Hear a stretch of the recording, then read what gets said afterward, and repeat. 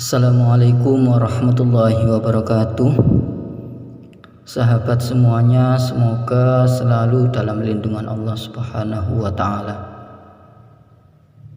Tak terasa kita sudah memasuki bulan Rabiul Awal. Bulan Rabiul Awal atau yang lebih dikenal dengan bulan Maulid Nabi merupakan bulan mulia di mana penutup para nabi dan rasul dilahirkan ke dunia ini. Siapa lagi kalau bukan baginda besar Muhammad sallallahu alaihi wasallam.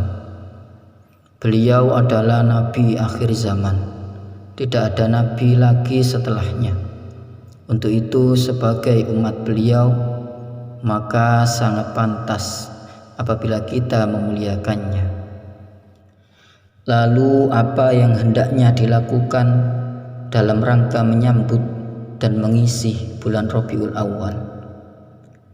Yang pertama, kita pastinya membaca doa menyambut bulan Rabiul Awal. Karena doa adalah wahana hamba untuk menyampaikan harapan dan keinginan kepada Allah agar dapat terrealisir sehingga menjadi terasa aman, nyaman, dan tentram serta bahagia dalam menjalani kehidupan. Allah berjanji siapa yang berdoa kepadanya maka akan dikabulkan doanya. Dan Allah pun memerintahkan kita untuk memperbanyak doa kepadanya. Di antara doa yang bisa kita baca adalah Bismillahirrahmanirrahim. Allahumma barik lana fi khatimati syahrina hadha wa aqdim alaina rabi'al awal bi salahil biladi wal ibad wa taf'il bala'i wal fasad wa tafriji karbi ummati habibika Muhammadin sallallahu alaihi wasallam fil khafi wal bad ya karim ya jawad. Ya Allah, berkailah kami di penghujung bulan ini dan datangkanlah kepada kami bulan Rabiul Awal dengan diberi kebaikan kepada negara dan orang-orang di dalamnya. Diangkatkan bala dan kerusakan dan hilangkanlah kesedihan, kesusahan umat Nabi Muhammad yang tersembunyi ataupun yang terlihat. Wahai yang maha mulia lagi maha dermawan. Berikutnya yang kedua yang bisa kita lakukan, kita bisa melakukan ibadah puasa maulid. Apa itu puasa maulid? Emang ada? Puasa maulid adalah hanya sebuah istilah saja ya. Maksudnya adalah puasa sunnah yang dilakukan pada bulan maulid dalam rangka menghormati kehadiran bulan maulid dan perbaikan kualitas diri di mata Allah Subhanahu wa Ta'ala. Puasa merupakan ibadah yang baik dan khusus, karena ibadah puasa hanyalah Allah dan orang yang berpuasa yang mengetahui perjalanan ibadah puasa. Ibadah puasa adalah satu-satunya ibadah yang dapat mengontrol nafsu manusia yang liar dalam aktualisasinya di dalam kehidupan. Jika manusia lepas kendali terhadap perilaku terkait nafsunya, maka puasalah kontrolnya. Lalu puasa apa yang dilakukan pada bulan maulid?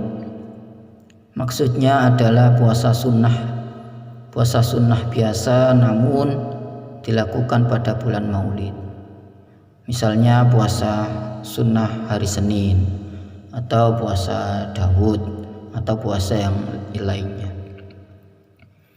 Kemudian yang ketiga yaitu memperbanyak sholawat. Ada sebuah pepatah mengatakan man ahabba syai'an kathura dzikruhu. Siapa yang mencintai sesuatu maka dia akan banyak mengucapkan atau menceritakannya.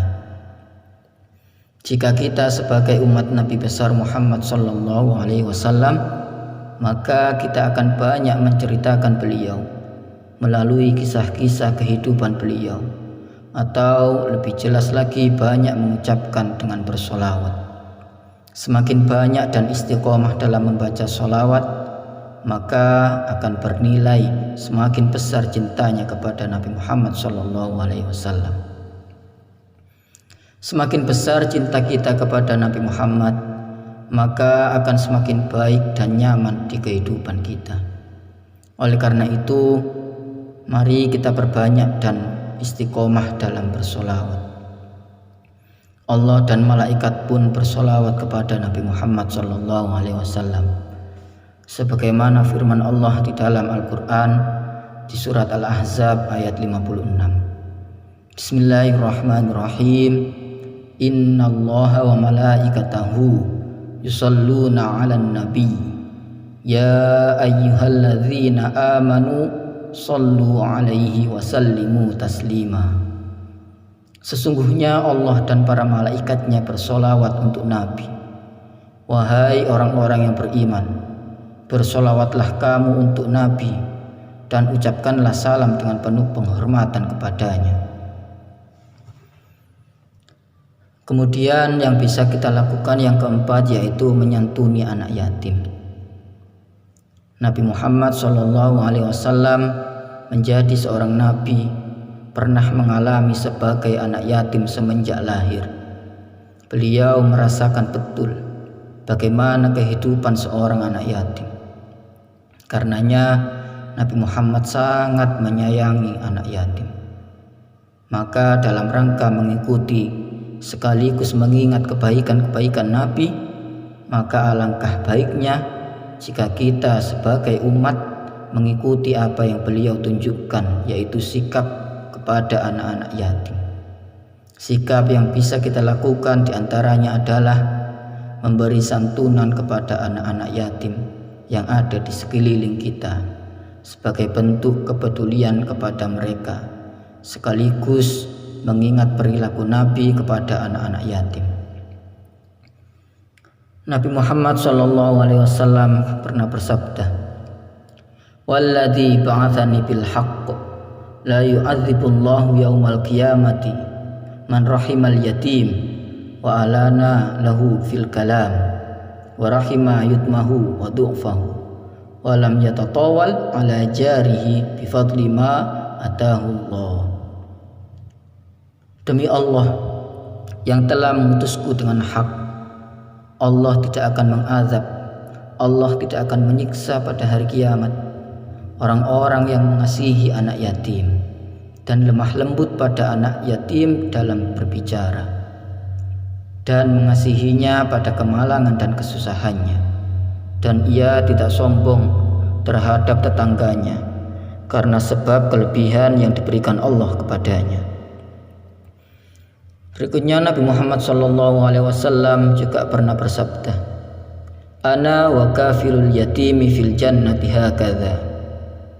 Aku dan orang-orang yang memelihara anak yatim itu akan masuk surga seperti ini. Wa asyara bis sababati wal wusta wa farraja bainahuma. Nabi memberi isyarat dengan jari telunjuk dan jari tengah dan merenggangkan keduanya. Artinya, kata Nabi, nanti aku di surga bersama orang-orang yang memelihara anak yatim, yang mengasihi anak yatim, seperti dua jari, yaitu jari telunjuk dan jari tengah, artinya bersama Nabi. Orang yang bersama Nabi tentulah akan aman, tentulah akan bahagia. Kemudian yang kelima yaitu memperbanyak sedekah. Bersedekah sebenarnya bisa saja dilakukan, bisa saja diberikan pada bulan-bulan yang lain selain bulan Rabiul Awal. Namun karena kemuliaan Rabiul Awal, maka sangat baik dan pas jika kita memberikan sedekah di bulan ini. Allah akan membalas sedekah atau kebaikan yang diberikan kepada orang lain dengan pahala yang besar. Sebagaimana firman Allah di surat Al-Baqarah ayat 261. Bismillahirrahmanirrahim. Mathalul ladzina yunfikuna amwalahum fi sabilillah kamathali habbatin ambatat sab'a sanabila fi kulli sumbulatin mi'atu habbah wallahu yudha'ifu liman yasha wallahu wasi'un alim. Perumpamaan orang yang menginfakkan hartanya di jalan Allah seperti sebutir biji yang menumbuhkan 7 tangkai. Pada setiap tangkai ada 100 biji. Allah melipat gandakan bagi siapa yang Dia kehendaki. Dan Allah Maha Luas lagi Maha Mengetahui. Untuk itu marilah kita berlomba-lomba untuk bersedekah. Jangan tertinggal, jangan diabaikan kesempatan yang baik. Sebagaimana firman Allah di surat Al-Imran ayat 133. Wasari'u ila maghfiratin mir rabbikum wa jannatin 'arduha as-samawati wal ardh wa'iddat lil muttaqin. Dan bersegeralah kamu kepada ampunan dari Tuhan dan kepada surga yang luasnya seluas langit dan bumi, yang disediakan untuk orang-orang yang bertakwa. Semoga Allah memudahkan dan memberikan kekuatan serta semangat kepada kita semua untuk bisa melakukan usaha maksimal dan total, sehingga menjadikan kita orang-orang yang masuk ke dalam kelompok pecinta Rasulullah SAW dan mendapatkan ampunan serta rahmat dan kasih sayang Allah di tahun ini dan tahun depan, terlebih lagi di akhirat nanti. Amin amin ya rabbal alamin. Wallahu a'lam bishawab. Assalamualaikum warahmatullahi wabarakatuh.